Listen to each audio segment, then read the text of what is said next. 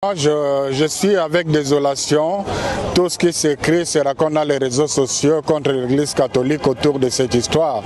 Je commencerai par dire qu'on nous lance, on jette les pierres que sur un fruit mûr. Donc ça c'est déjà à considérer.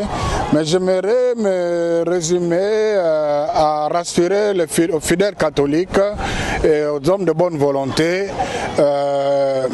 Autour de tout cela, j'ai retenu trois choses. Il y a une photo dans laquelle on retrouve M. Christian Malanga entre Monseigneur Utembi, président de la SENCO, et Monseigneur Ambongo, alors vice-président de la SENCO. Donc, avoir le décor de la photo, c'était probablement en 2017, lors de leur plaidoyer, pendant que le président Kabila était encore président de la République. Et soyez rassurés, ni avant la photo, ni après la photo, personne de ces deux évêques n'a eu un contact personnel avec M. Christian Malanga. Deux, il y a des gens de mauvaise foi qui présentent le chargé d'affaires de l'Annonciature, Monseigneur Andri, qui avait accompagné son éminence le cardinal Ambongo auprès du chef de l'État, avec un des assaillants, un de peau blanche qui a été dans le groupe de ceux qui ont attaqué l'honorable Vital Kamerhe et le palais du Plèbe. Il s'agit de deux personnes différentes. D'ailleurs, au moment où s'est passé ces événements à Kinshasa, Monseigneur Andri, qui avait accompagné son éminence le cardinal chez le président, était avec moi à Kananga. Donc il n'a pas, la faculté de la bilocation.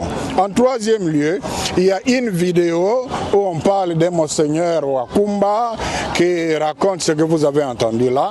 Après recherche, il s'agit d'un abbé incardiné au diocèse de Lissala qui vit comme un électron libre en Italie.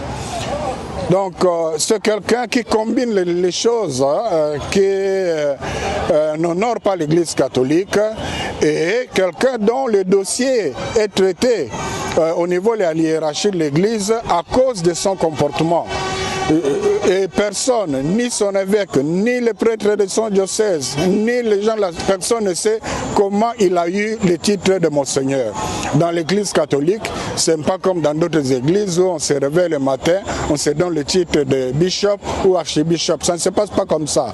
Donc là, ça ne va pas. Alors, il n'engage pas l'église catholique. Et d'ailleurs, un prêtre qui parle d'un état de Saint-Pierre et Paul, mais il a oublié toute sa théologie.